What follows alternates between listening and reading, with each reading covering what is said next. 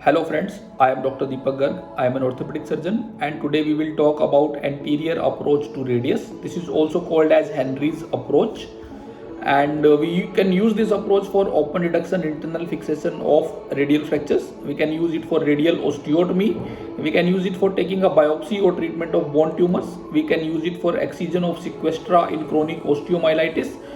We can use it for anterior exposure of bicipital tuberosity, or we can use this approach for treatment of compartment syndrome. So if we talk about the position, we will keep the patient in supine position with arm on the arm board. We will keep the arm abducted by more than 60 degrees and we can use a tourniquet in this approach, but we will not exsanguate, because if there is a blood in the veins, then it will be easy to identify the structures.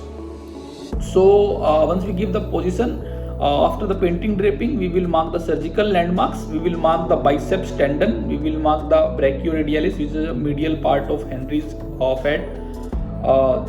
Then we will mark the radial styloid process, which is the distal part of the radius. So once we do the landmarks, we will mark the skin incision. We will mark a straight skin incision. We will keep lateral to the biceps tendon, and we will mark a straight incision from the lateral aspect of the biceps tendon to the radial to the radial styloid. So this once we mark, we take the skin incision, then we cut the subacute in line with the skin incision. Once we cut the subacute, let's understand the anatomy. So the vessel proximally that we can see here is a brachial artery, and the muscle just medial to the vessel is a pronator teres muscle.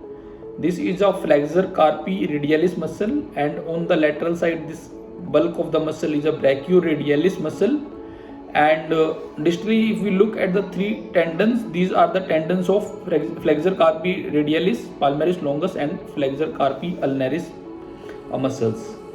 So we should be aware about the anatomy, and once we know the anatomy, after the cutting the deep fascia of the forearm, then after the identifying the structures, we will try to develop a plane between the pronator teres and brachioradialis on the proximal aspect of the forearm, and after that on the middle part we identify the plane between the flexor carpi radialis and brachioradialis muscle.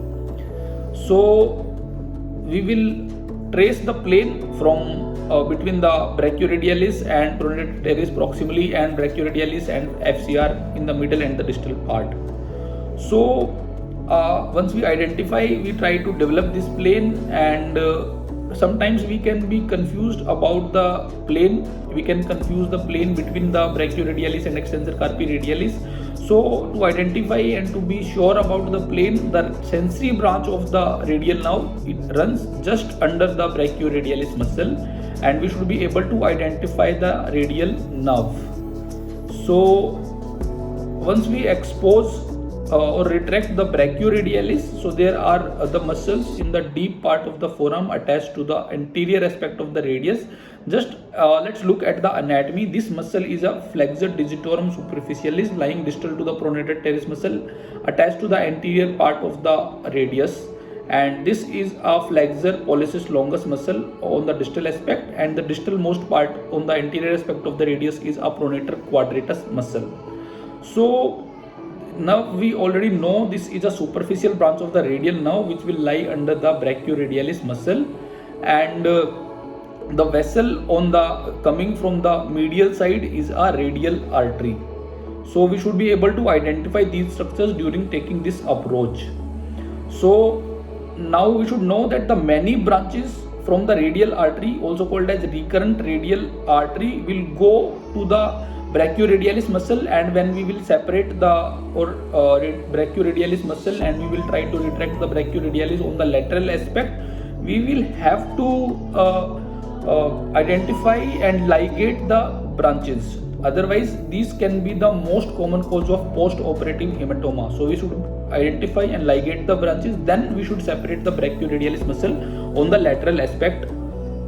So, and we should know that there are two vena comitants that run along the radial artery, just for the identification. That's why we do not exsanguate the tourniquet in the initial part. So after identification we develop a plane, and then we retract the superficial radial nerve laterally along with the brachioradialis muscle, and after this this was about the common part of exposing the proximal forearm. Then let's divide the dissection into proximal third, middle third and the distal third.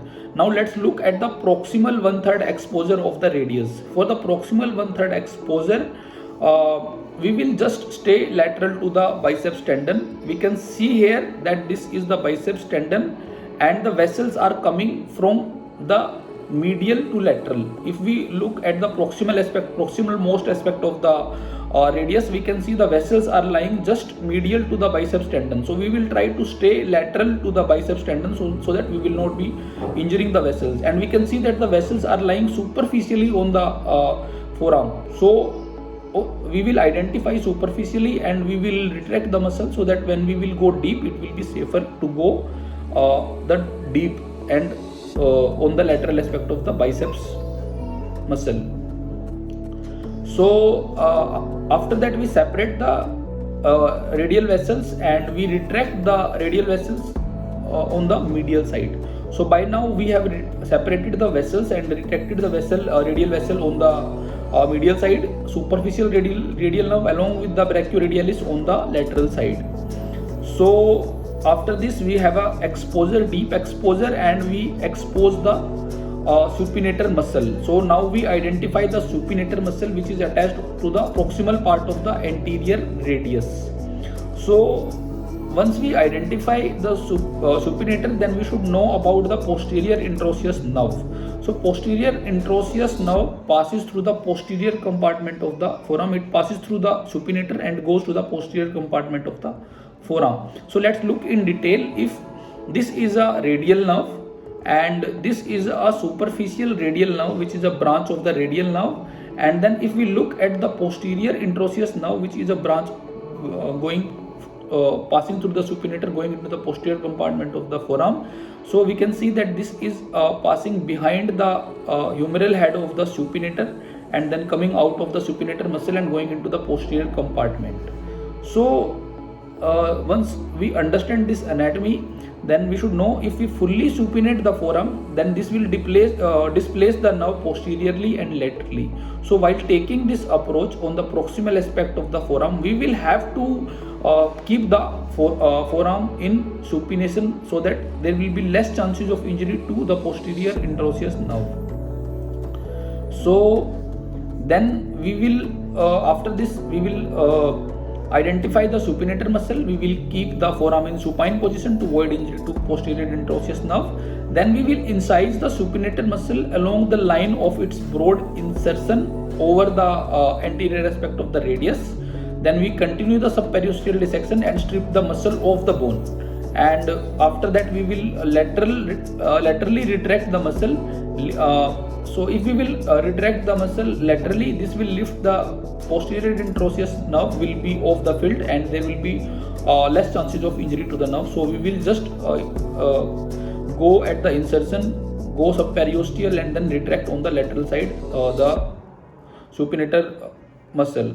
Now while taking it laterally, we will never put a Hohmann retractor that will go posteriorly, or we will not put any retractor that will go posteriorly on the humeral head, because that can have a chance of injury to the posterior interosseous nerve again.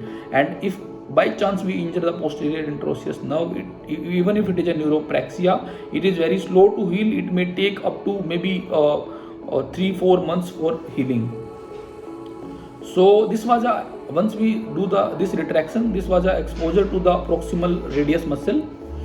So after that we will expose the middle part of the radius. For the middle part, let's understand the anatomy. We have already seen that this is a flexor digitorum muscle. So the middle part is covered by the pronator teres muscle proximally and the flexor digitorum muscle in the middle part.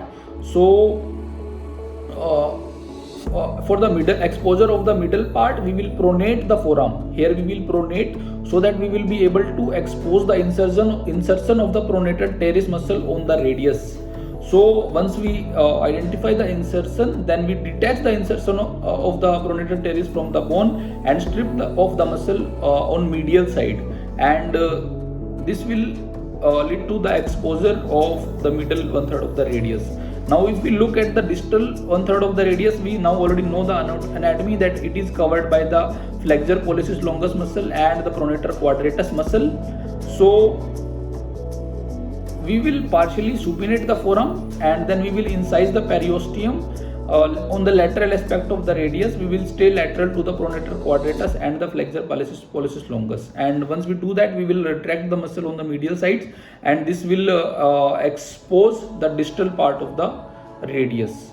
So this was about the anterior approach to the radius or to the forearm, or Henry's approach. So for more such video, please like, share and subscribe to our channel. Thank you guys. Thank you very much.